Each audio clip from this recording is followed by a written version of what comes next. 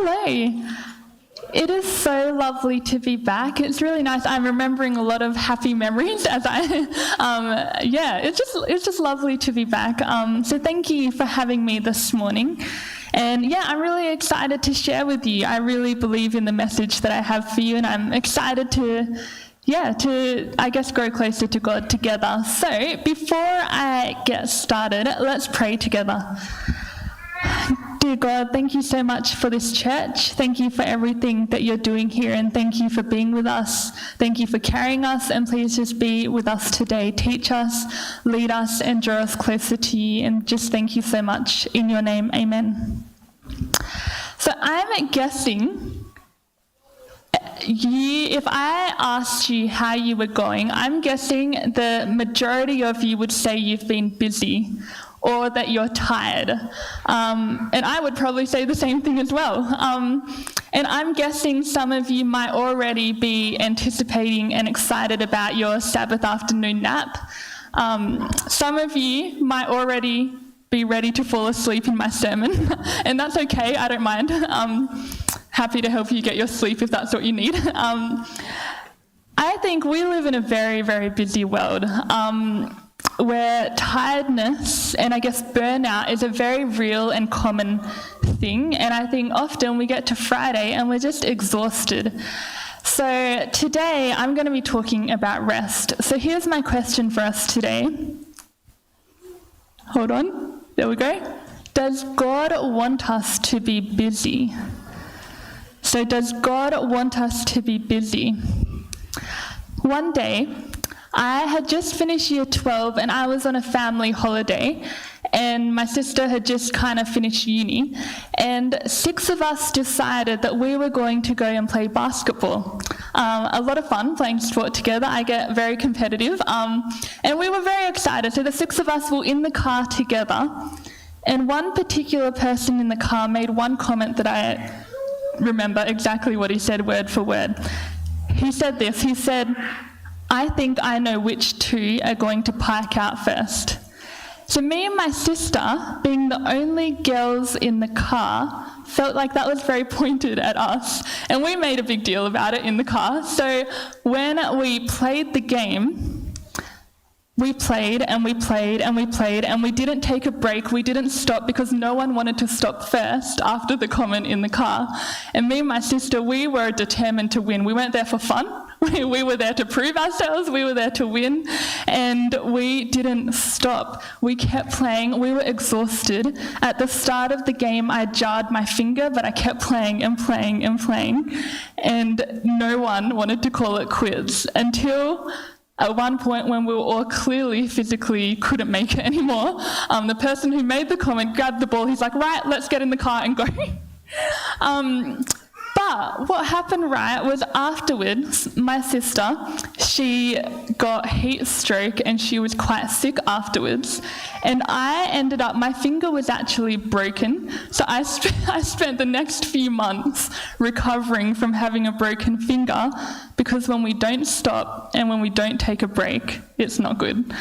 I don't think God intended us to just keep going and going and going and to not stop. And because we were so determined to succeed and not take a break and prove this person wrong, we paid for it a little bit and had to recover for a while afterwards. And I spent the next few months doing finger exercises to recover from this basketball game where I didn't want to stop and take a break where I needed to. So I think it's dangerous for us to keep going and going and going until we drop. And I think that God knew what he was doing when he gave us a Sabbath and when he's commanded us to rest. So does God want us to be busy? Because today, we have our own pressures in today's society. We live in a very fast-paced environment that doesn't slow down for anybody, and we live in a culture of busy. And I think that burnout is a very good thing, but I also think that often we wear busy like a badge of honor. Like if we're not busy, we're not doing enough, or if we're not busy, we're not succeeding. So I think when we share with people that we've been busy, I think often we're quite proud of it. The other day, I asked someone from my church at Livingston, I was like, how are you going? And he replied, I've been peaceful. And I was like, oh, I like it. I was like, that's so refreshing. Because I don't think that we were created to be so busy that we don't have time for God or have time for people or have time to do what we've been created to do. So today, we are going to look at one passage only in the Bible, which I think is a very powerful passage on rest. Because if we don't stop, if we're too busy, that affects our relationship with God and with people, and it affects what God can do through us. I think when we're so busy, we don't have time to slow down. And I do think being busy is one of the biggest things that can block us from our relationship with God, which is the most important thing, which should be foundational to everything that we do. So the passage we're looking at today is Matthew 11, verse 28 to 30. So I'll read it out for us. It says, "Then Jesus said, 'Come to me, all of you who are weary and carry heavy burdens, and I will give you rest. Take my yoke upon you, let me teach you, because I am humble and gentle at heart, and you will find rest for your souls. For my yoke is easy to bear, and the burden I give you is light.'" So the burden I give you is light. So let's look at the first verse. So that's 3 verses there. We'll look at the first one first. It says, "Then Jesus said, 'Come to me, all you who are weary and carry heavy burdens, and I will give you rest.'" So we all want rest. I'm assuming we all enjoy rest. I'm assuming we all love to relax, but often don't get that time. And what I see in this verse is that Jesus is offering rest. He says, "I will give you rest." But what does he say to get that rest? He says to come to me. So the prerequisite to get the rest that Jesus is offering is to go to him. And I think often we rest, but not in Jesus. And Jesus is the one who can give us the rest that we need, the rest that we really, really crave, and the rest that we need to be able to do the work that he's given us to do. Because if we rest all the time, we won't. we need to have that balance where we're resting in God, but still doing the work that he calls us to do. So to get rest, the prerequisite is to come to Jesus. And I've looked at a few books on the topic of busyness, and this one called The Art of Rest, it says, "The art of rest is about learning how to rest with Jesus, not from Jesus." So with Jesus, not from Jesus. And Jesus says he wants the weary and the burdened to come to him. He doesn't want us to be weary or carry heavy burdens. He wants to help us with that. And I think often we get so busy that we carry all these things and we're so burdened that we forget that Jesus says to come to him and he will take that from us. And this is from a Bible commentary of Matthew, and it says, "What grace that God should come to seek his rebels with no word of condemnation on his lips, but an invitation to come." That one word shows us the very heart of God. That is his attitude to sinners. So Jesus just asks us to come, and he will carry everything. He will carry all of it. So just come. And I love being busy, actually. Like, I enjoy being busy. I enjoy doing things. But I think there's a good type of busy and a bad type of busy, because there comes a point where you can't catch a break, or you feel out of control, where you don't have time for God or for people. And I remember I had, in my second year of college, when I was studying Greek, it was probably the busiest semester I ever had, and it was very stressful, and I had an exam coming up.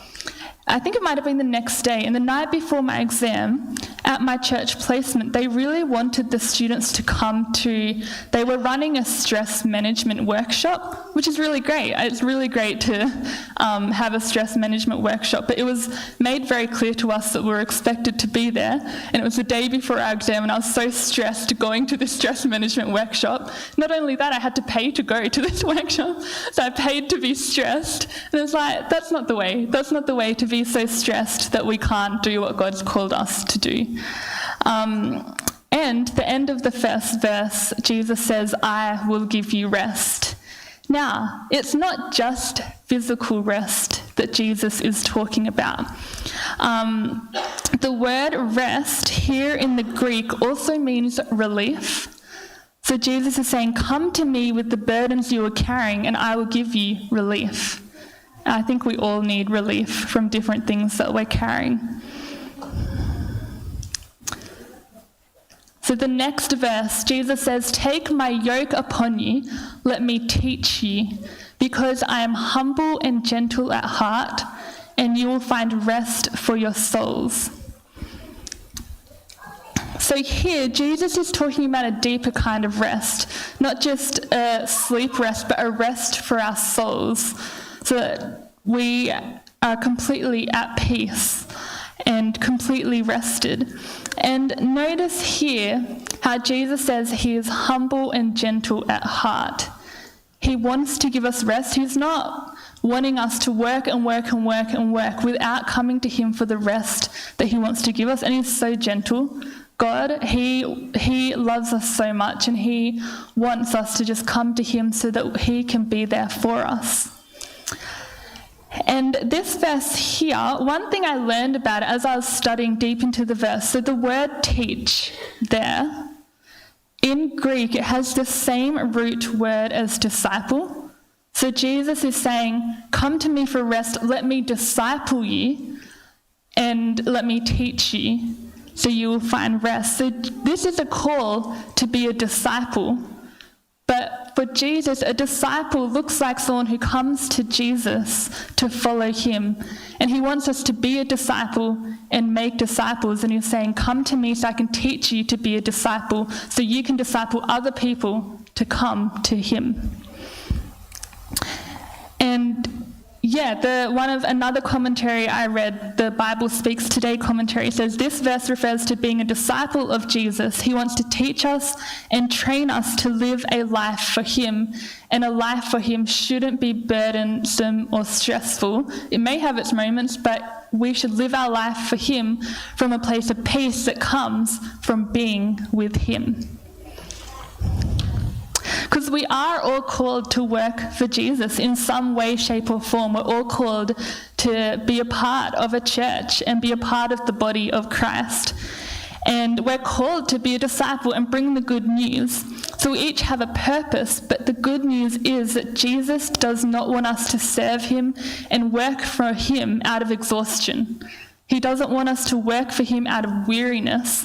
He wants us to find our rest in him, to be able to serve him with so much joy and passion and fire.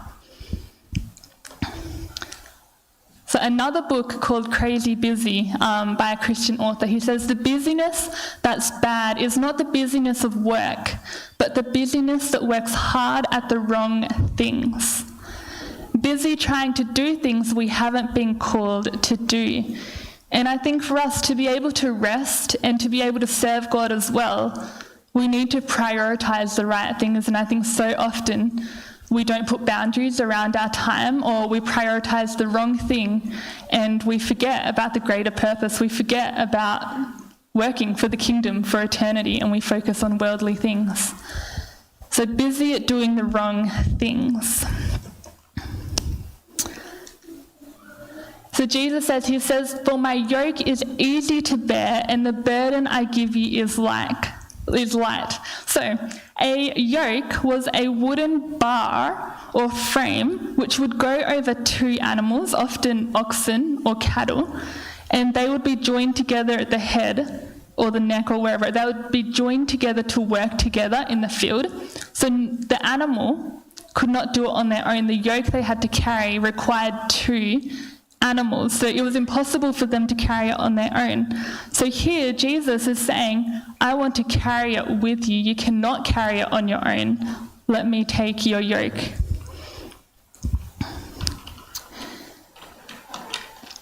And Jesus wants us to serve him from a place of complete dependence on him, not from our own strength, from our own energy, but complete reliance on him. And to do that, we need to come to him for rest and for rejuvenation. This is another book I read. A woman wrote it about rhythms, daily rhythms of life that help bring peace and calmness. And she talks about rest, and she talks about the Sabbath. Even though she's not a Seventh-day Adventist, she talks about the Sabbath. And she says, we don't have to run to earn rest. We run fueled by a posture of rest. So Jesus said to them that his burden was light. And in that day, the other leaders, they didn't offer a light burden for their followers. They made it quite hard to follow and obey all the rules that they upheld. And Jesus offers the people something completely opposite. He's offering them to take their burdens away from them. And I think today in our society offers so many different things that can take our attention, cause stress in our lives, take our attention away from Jesus and having a peaceful relationship with him. And it's important that we don't feel like we have to carry the weight of the world on our shoulders, because that's God's job. He is the king of this world and he carries the world. And I think too often we think we have to do everything, forgetting in the one whom we serve and who we love. Remember that he has already taken everything upon himself. So, does God want us to be busy? I think yes and no. So we need to be busy being a disciple of Jesus, but let's do that from a place of rest and from a place of strength that we get from Jesus. So resting, it needs to be something that we don't compromise on. It's very easy to just compromise and do something that we need to do. But resting gives us the strength to be a disciple in this world. So I encourage you to prioritize the things that really matter, because we need to be able to rest and serve God and be a disciple for him. And the Sabbath, I've been thinking a lot about the Sabbath lately. I think it's just so much grace that God gives us the Sabbath. He originally gave us the Sabbath in a perfect world, and yet now we live in a sinful world and he still offers us his Sabbath. And what I love is that when God created the Sabbath on the seventh day, humans had only been created the day before. Adam and Eve were created on day 6. And then the first day they ever lived was a Sabbath, a day of rest, a day with Jesus. They did not earn that rest. They didn't have to work to get their Sabbath rest. The first day they ever lived was a Sabbath, a day of rest with God. And then if you go a little bit further into when God gave us the 10 Commandments, and the fourth one is the Sabbath, he gave it to the Israelites who had just been enslaved for 400 years. Like generation after generation of people who probably weren't allowed to keep the Sabbath while they were slaves, especially in the last part. They weren't allowed. They had people telling them what to do, and they had no choice for themselves. And now they're following a God in the wilderness who's commanding them to rest, which is completely different to what they had ever experienced in Egypt.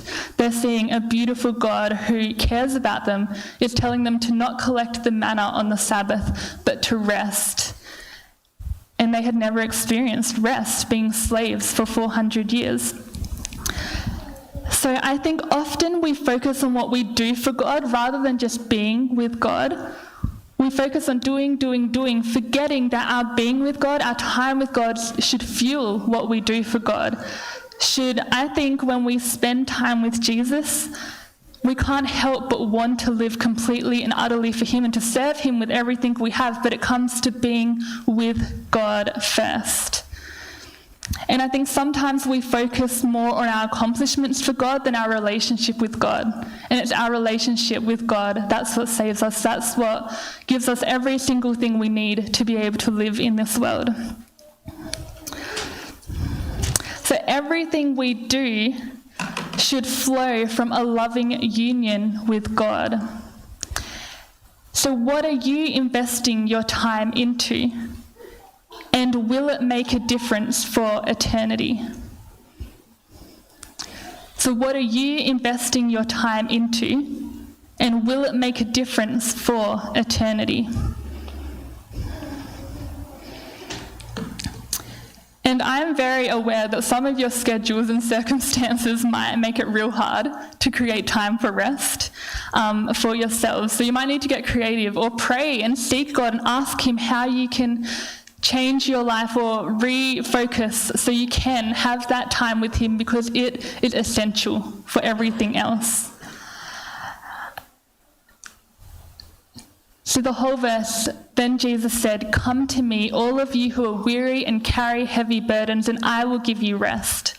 Take my yoke upon you, let me teach you, let me disciple you, because I am humble and gentle at heart, and you will find rest for your souls. For my yoke is easy to bear, and the burden I give you is light." So I want to encourage you to find your rest in Jesus as you live your life as his disciple. So what do you need to change in your life so you have time to rest and to serve Jesus? So what do you need to change in your life so you have time to rest and serve Jesus?